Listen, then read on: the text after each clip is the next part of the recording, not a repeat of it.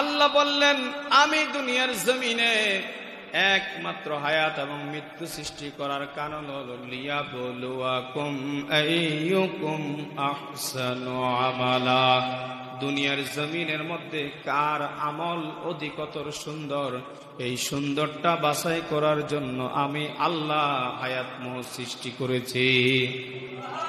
লিয়াবলুয়াকুম আইয়ুকুম আহসানু আমালা। আল্লাহ বললেন আহসানু, আল্লাহ আকসারু বলে না, কার আমল বেশি, বেশির কথা বলে নাই। আল্লাহ বলছেন কার আমল উত্তম, আহসান, কার আমল উত্তম, কার আমল সুন্দর, বেশি আমলের কথা বলে নাই।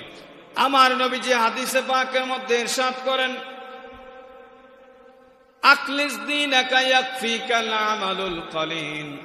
ও আমার উম্মতেরা শোনো, তোমরা তোমাদের ঈমানকে খাঁটি করো, নাজাতের জন্য অল্প আমলে যথেষ্ট হবে। অর্থাৎ তুমি ঈমান ঠিক করো, আমল সুন্দরভাবে করো। তুমি সুন্দরভাবে যদি উত্তমভাবে আমল করো, এইটাই তোমাকে নাজাতের জন্য যথেষ্ট হয়ে যাবে। কিন্তু আমরা অনেকে নামাজ পড়ি, তাড়াহুড়া করে নামাজ পড়ি কিনা? তাড়াহুড়া করে নামাজ পড়ি, তারপরে আমরা দান করি, মারহাবা, লোক দেখানো, যাকাত দেই, লোক দেখানো। কিন্তু এগুলা দান জায়েজ হবে আপনার, কিন্তু উত্তম আমল হিসেবে আল্লাহর দরবারে পরিগণিত হবে। কেননা আপনার নিয়ত যদি খারাপ হয়, এই জন্য আপনি নামাজ পড়বেন। আল্লাহ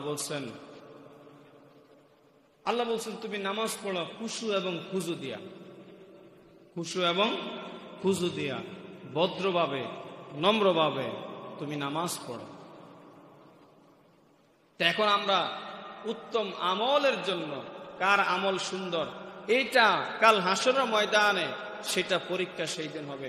কে আমল উত্তম ভাবে করেছে আর কে আমল লোক দেখানো করেছে, কে খারাপ কাজ করেছে, কে আমল ভালো করেছে, সব কিছু ভালো খারাপের পার্থক্য সেদিন আমার আল্লাহ নিজে বিচার করবেন।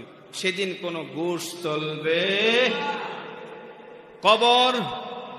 কবরে যাওয়ার পরে হাসরে আল্লাহ সেই দিন হাকিম হবেন, কাজী হবেন। আল্লাহ সেই দিন কাজী হবেন।